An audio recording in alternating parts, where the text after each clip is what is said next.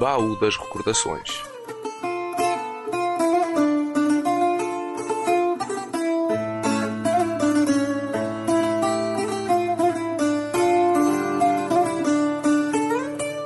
Neste espaço pretendemos recuperar algumas histórias, aventuras, vivências e experiências do povo que muito bem nos sabe contar como era o antigamente.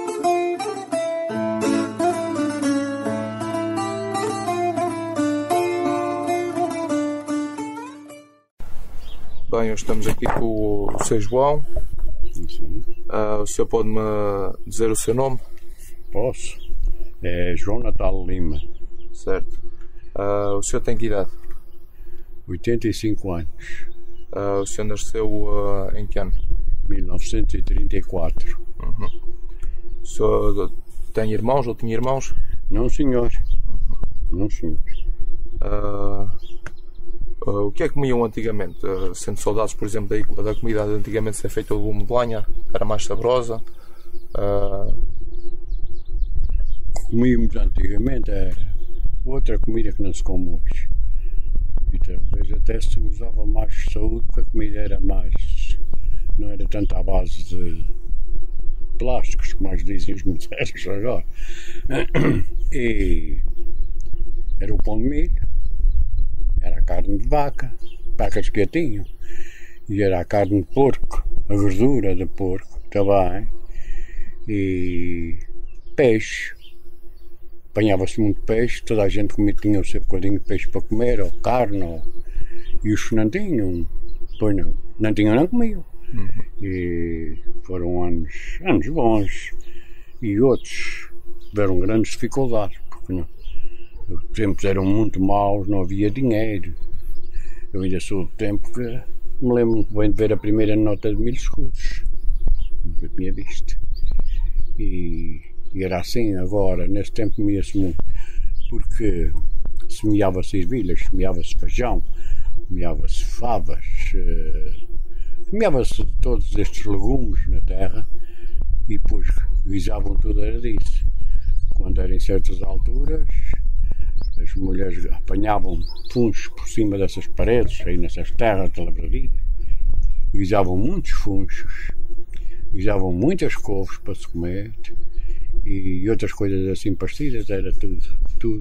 Tudo que havia por cá era cultivado? Era cultivado, porque de fora vinha pouca coisa? Pouco ou nada, nada mesmo. Como é que era viver antigamente sem luz elétrica? Era difícil, mas não era difícil. Então como era? Era e não era.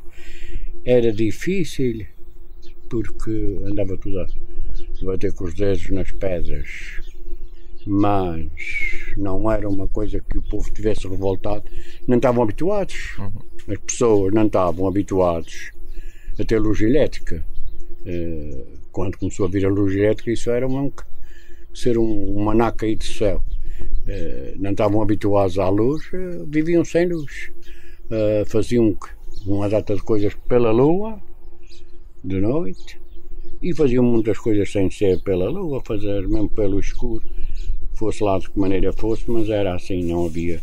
Eu ainda me lembro de chegar aqui a primeira luz elétrica e uma casa onde eu vivi no topo, em 1960 e até perto de 1970, ela foi uma das primeiras casas a ter luz elétrica.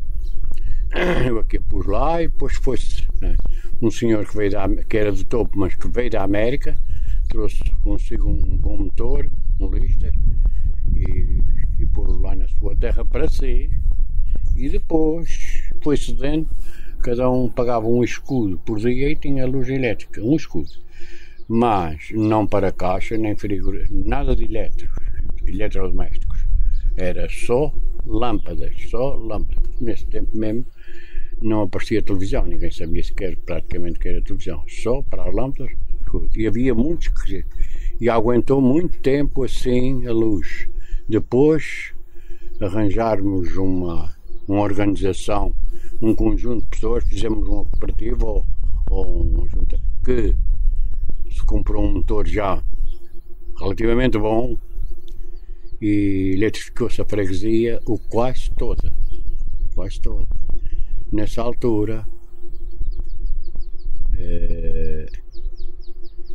cada um pagou para ser sócio do motor, acho que foi 5 contos, não tenho bem a certeza, posso dizer agora aqui, gafo por não estar bem certo, mas foi na ordem disso, sim, para aí, 5 contos, para ter depois luz, mas depois deu bem e não deu bem, toda a gente ficou contente, mas não deu bem porque as pessoas começaram a querer meter eletrodomésticos, e depois uns gastavam mais, outros gastavam menos, mas foi uma inquietação muito.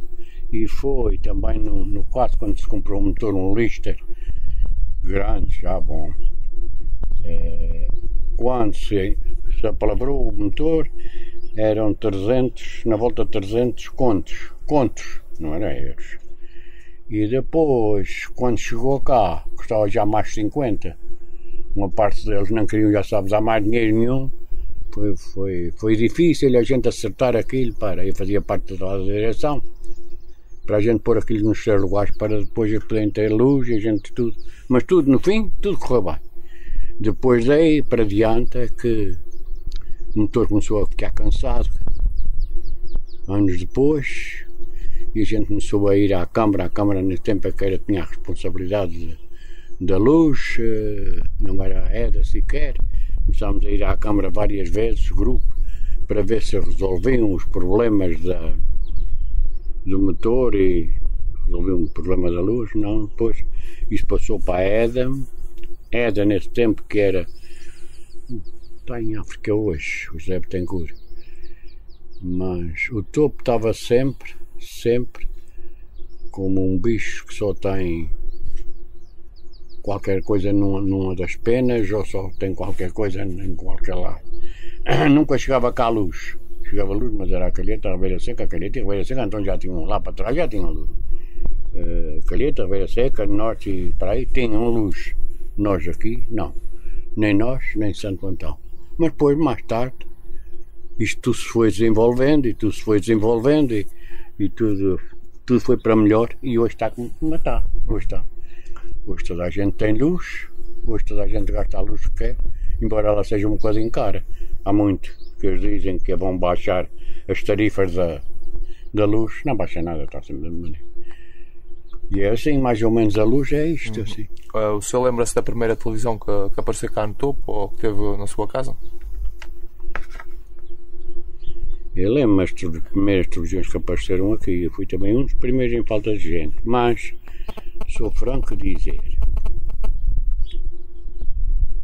eu não fui o primeiro, houve outras pessoas que tiveram televisão primeiro, mas isso foram nos anos, quando começou assim mais em força, foram nos anos 70 e tais, para aí, 70 e tais. Havia uma na Casa do Povo, não era? Ia para lá várias pessoas vezes, e essa da Casa do Povo, em falta, foi mesmo o João Natal, que era, nessa altura era o presidente lá na sociedade, ou na Casa do Povo. E a gente começou a andar com ele para ver se conseguia pôr lá uma televisão, para lá ia toda a gente, já sabe, estas coisas políticas, fosse numa sociedade ou noutra, sempre não iam todos, uma banda nem iam lá, e assim foi para a Casa do Povo, e ainda lá muita gente vê televisão. Até que nomeou-se depois para lá um empregado para ter a televisão, ainda estás a lembrar quem é, o Simão Fraga, esteve lá muito tempo a tomar conta da televisão, depois da Casa do Povo, fazia parte daquilo e ganhava o seu dinheiro, e tinha a televisão à noite lá um bocado cedo, para as pessoas verem. Às vezes quando havia assim outra coisa diferente, ele ia lá e ligava a televisão, não era todo o dia, mas e foi assim a televisão, no topo foi assim. Uma das coisas boas também. O senhor lembra-se onde é que era a sua escola? Onde é que começou a estudar? Sim, muito bem. Onde é que foi? Para te dizer assim, era na casa que é hoje do José Arnaldo, na Fonte Velha. Sei. Lá dentro, quem vai para dentro para a Fonte Velha, na casa que é José Arnaldo e que era do cunhado dele, naquele grupo, claro. Nesse tempo ali havia a escola dos rapazes e a escola das raparigas. Não era rapazes com raparigas nem raparigas com rapazes, era separados.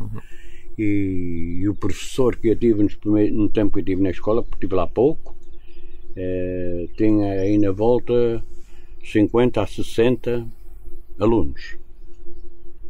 E a professora, que era a senhora dele, dava a escola na mesma casa, no outro lado. E eu penso que ela tinha sempre a mais, era sempre 60, 70 alunos. Vejam lá, se tinha 70 e o outro 60, as 330. A nossa escola hoje toda, das primeiras casas de São Tomé até à beira-mar, não se tem tantos, é o máximo, não tem? E nesse tempo era só até a 4ª classe, ou seja, o primeiro ciclo classe. Hoje em dia. Primeira, segunda, terceira e quarta. Hoje em dia ali na escola aquilo vai até o 9º ano. Certo. O senhor lembra-se, contam histórias que levavam com a régua de madeira quando se portavam mal ou quando não sabiam a matéria? O senhor lembra-se de acontecer isso, por exemplo, na sua sala? Sim, era muito usado lá. E a gente falava, pois, acho que não seria bem a palavra, mas era um quadro de vinho grosso assim, aí não estava a aparecer nada mais, e o professor tinha esse vinho consigo e dava com ele nas orelhas dos rapazes, pescoço, nas orelhas, com a variante quando era uma coisinha que dava um toquezinho. A palmatória era diferente e era pior. Trincava muito a criança ou o aluno, muito. Porquê? Porque era uma régua ainda com um certo comprimento e depois era toda cheia de furos, toda. E quando dava a pancada, quer dizer, fazia tipo ventosa, sabe? E se fazia esse tipo de ventosa, inchava e depois ficava a doer, que não era brincadeira. E era muitas vezes que se levava, não era só um nem dois. Todos os dias havia régua. Que brinquedos é que havia antigamente? Contaram-me que brincavam com peões, com outras, faziam tipo uns boizinhos e umas vaquinhas com sabucos para brinquedos. Se contaram isso, estavam certos. Foi isso também que eu tive, juntamente com os meus amigos daquele tempo. Era isso que nós tínhamos. Eram os bois feitos de sabugo, uns carros feitos de um bocadinho de madeira, faziam as rodinhas, tudo como ele ainda hoje é, ou como eram os carros de bois, e depois faziam palamenta para os carros, faziam a escrepa, faziam o arado, faziam a grade. Havia rapazes habilidosos e então pessoas antigas com muita habilidade e gostavam de fazer aquilo e faziam tudo aquilo, eram os carros, não se fazia nada de caminhonetes nem de automóveis porque eu não sabia o que é. Pois sim senhor, foi muitos anos a brincar com aquelas coisinhas assim, com essas e outras, e era mais ou menos isso quando eram as brincadeiras, porque não havia outra possibilidade, mas mesmo pequeninos, assim mais pequenos ainda podiam fazer, porque logo acima, assim que podiam fazer qualquer coisa, tinham de ter com os pais para os ajudar para haver pão e comida para comerem, porque se não fosse, não vi. O senhor andou na caça à baleia, o que é que se lembra desses tempos? De alguma história divertida ou de algumas mágoas que tenha ainda? Tem histórias divertidas, tem mágoas também, aquilo tem tudo. Tem tudo. A pesca da baleia é uma coisa, ainda andei lá 9, 10 anos. Comecei em 55. 1955 foi o primeiro ano que... Depois posso dizer uma coisa que aconteceu mesmo a mim, é uma história boa. A primeira vez que eu arriei à baleia, esta companhia aqui do topo estava associada com as das velas. E nesse dia apanhámos 3 baleias. As velas apanhou 2 e a gente apanhou 1, baleias grandes. E quando chegou o fim, quando foram fazer a partilha dos dinheiros, e recebi desse dia de ir à baleia 555 escudos. E nesse tempo um homem ganhava por dia a trabalhar de sol a sol 10. Fazendo as contas já se vê quanto dinheiro era hoje. Porque nesse tempo, por isso é que as pessoas tinham muito entusiasmo de ir à baleia. Tinham mesmo muito entusiasmo. Uma vida muito perigosa, mas tinham muito entusiasmo. Porque se ganhava bem. Tinha dias e dias que não se ganhava nada porque não se apanhava. Aquilo lá era assim. Ia-se para a baleia. Aquilo que se apanhava no fim do ano, as baleias que se apanhavam no fim do ano tinham ido para a fábrica, tinham sido derretidas, tinham revertido o óleo e as farinhas, vendidas, e esse dinheiro o dono da armação baleeira é que o recebia, tirava os prejuízos bem entendidos, não era os prejuízos, era aquilo que se gastava, as despesas do monte, tudo, e depois era dividido de 50 a 50. Metade para um lado e metade para o outro. Metade era para o armador, que era os adequados que tem curto, e a outra metade era para dividir pelos marinheiros. Cada marinheiro tinha uma soldado. Trancadores, oficiais, mestres de lancha, motoristas, vigias, essa gente toda tinha duas. Portanto, somava-se depois e depois dividia tudo. E depois já um tanto para cada soldado. E dessa vez recebi 555 escudos. Foi muito dinheiro, foi muito bom. E apanhava-se muito mau tempo. Era de inverno e de verão a caça? Sim, de inverno e de verão. Chegarmos a algumas histórias daí que nem vale a pena contá-las, que elas são um bocado tristes. Mas, bem, a gente nunca perdeu ninguém, nunca morreu ninguém lá. Pisou-se alguém, mas morrer não. Alguns as coisas às vezes remos, batiam, perdeu aí um joelho de uma perna e outros. Houve várias coisas, mas perder a vida não. Era assim, era muito chato. Você lembra-se quem é que eram os vigias e quem é que ia à caça no bote? Sim, mais ou menos. Vigias, eu lembro deles todos. Aqui fiz um comentário que está. Depois passou escrito, que está lá na casa do bote baleeiro lá embaixo, com os nomes de todos os que estiveram na pesca da baleia, todos. Acho que houve um erro ali, falta um. E andei a saber com esses mais velhos que já não estão connosco, para me dizerem de onde era, não era, e então é isso aí. Vigias, vigiava-se baleia lá no cabeço do outeirão, acima do cemitério. Lá tinha um vigia, quase sempre, foi o Iliodoro Brasil. E teve outros, mas ele é que foi o número um sempre, teve quase sempre lá. Teve ele, teve o João Pereira, teve o Domingos das Velas, Domingos Salvaró, teve o Arnaldo Estevão, também foi vigias que passaram por lá. O Lisé que teve sempre afetivo, sempre. Isso era na vigia do norte, não é? Não, ali no sul, aquela vigia que está lá meio abatida, e em cima o pé do moinho, né? Ainda tinha vontade a gente ter arranjado aquela vigia, dizia muita coisa. Era aqui no norte, aqui embaixo, tinha vigia também, foi destruída, os sismos, as coisas foram destruindo isso tudo. O João Pereira vinha também às vezes para ali, vigia a baleia. O Lidor ficava lá, ele vinha para aqui. Outras vezes vinha outros de lá. O tio Domingos estava lá, mas não era preciso lá porque o Lidor estava lá. Vinha, era para aqui, vigiava.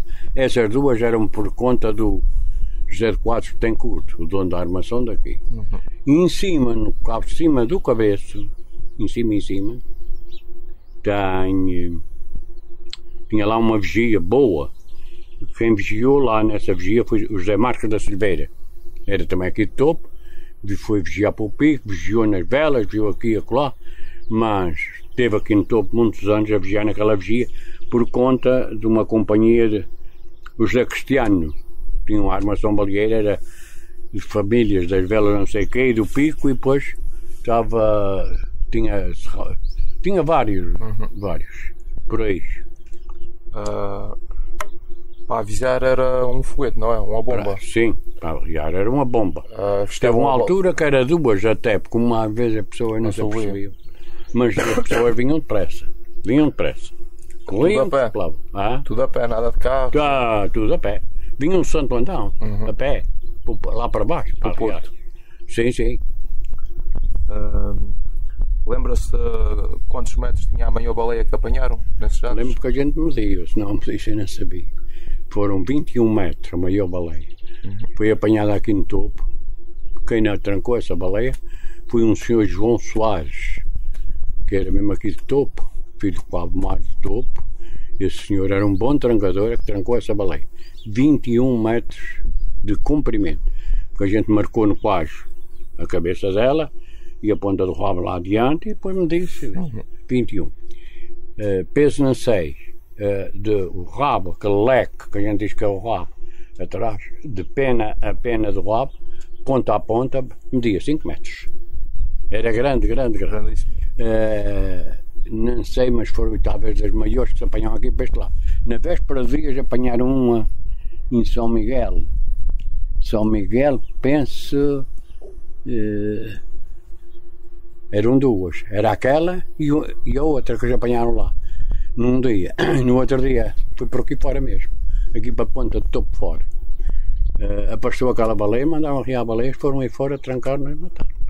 E levaram a baleia. Uma coisa, uma bonito peixe. Peixe, não é que é peixe, aquilo é mamífero. Aquilo não é. A baleia talvez nunca, ninguém disse, mas olha, a baleia é mamífero, que a baleia até tem cabelo, pelo. Por fora é uma pele lisa. Por lá dentro dessa pele tem um coisa cabeludo, muito miudinho. Mas a baleia é mamífero. Não é de peixe. O senhor teve uma empresa de construção, lembra-se mais ou menos quantas obras fez na altura do Abal? Sim, não precisa dizer o número certo, uma média. Número certo, não posso. Nem sei mesmo já. Diga só assim uma média, mais ou menos, por alto. Não foi tudo casas novas. Umas foram novas e outras foram reconstruídas, as casas. Mais reconstruções que fazer de novo, muitas. 70, 80 ali nos primeiros 2, 3 anos, 70, 80 obras. Ficaram as pessoas a morar lá para não estarem à chuva. Foi bom. O Abal não foi bom, mas foi bom que as casas melhoraram. Ficaram com melhores condições que quem lá vivia. O que é que o senhor acha que havia na Vila do Topo que faz hoje, que antigamente, que faz falta hoje em dia? Uma, e se é para o outro, lá mais longe fica mal. Mas uma era a boa educação que o povo tinha. Hoje não se usa boa educação. Hoje, naquele tempo, os velhos eram tratados como velhos, mas com boa educação. E os novos, e assim, respeitavam os mais velhos. Os novos respeitavam os mais velhos. Ai, sim. E ainda é bem desse tempo que falavam um padre, um médico, um professor, e nesse tempo quase todos tinham o seu boné. Quando chegavam para dele para falar, tiravam o boné. Não falavam com as mãos nas algebeiras e umas cagamas. Não, isso não podia ser. Era assim mais ou menos. O senhor lembra-se mais ou menos em que ano é que teve o seu primeiro carro? Lembro.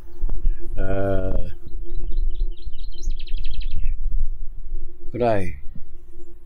1979, 80, 81.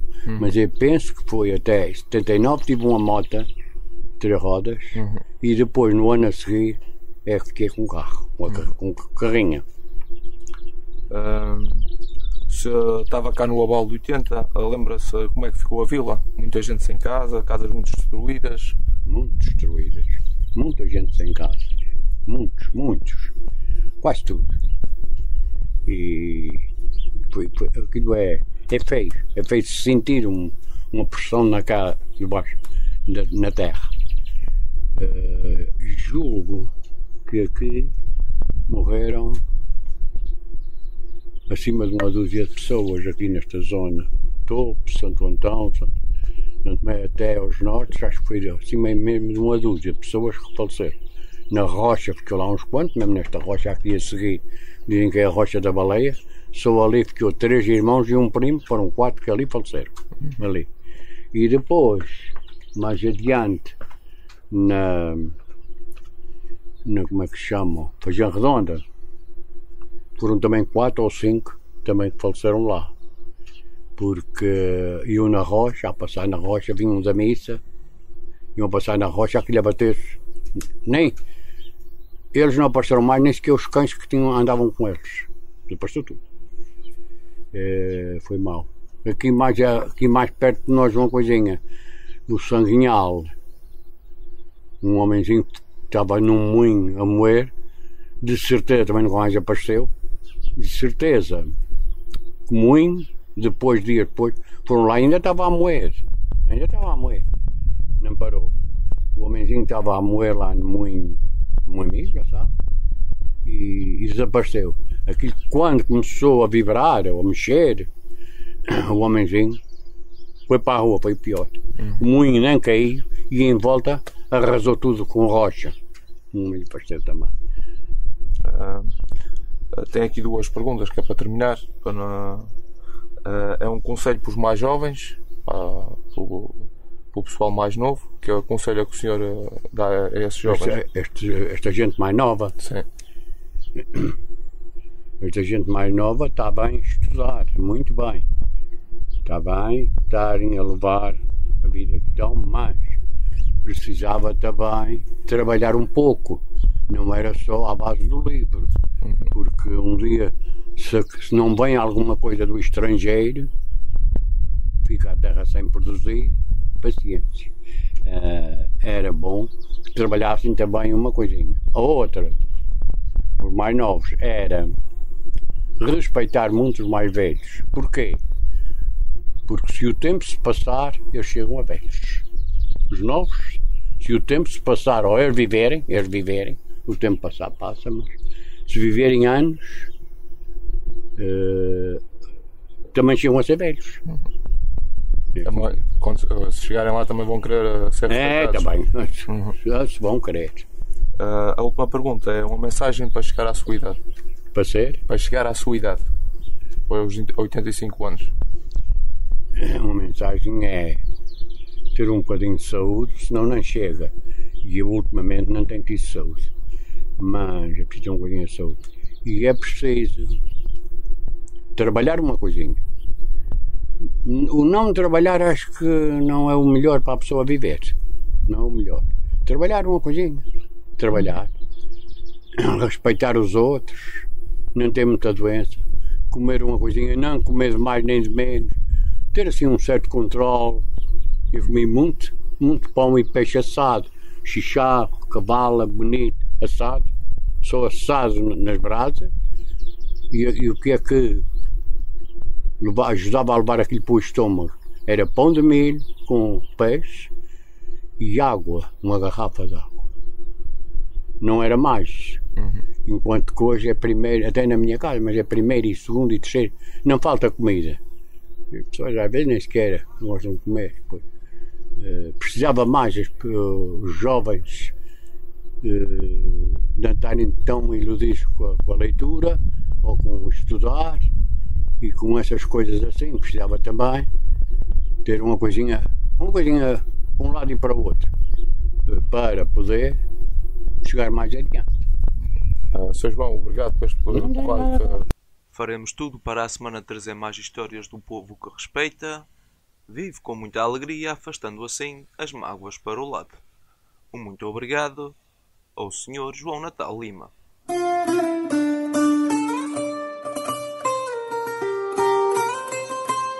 Baú das Recordações.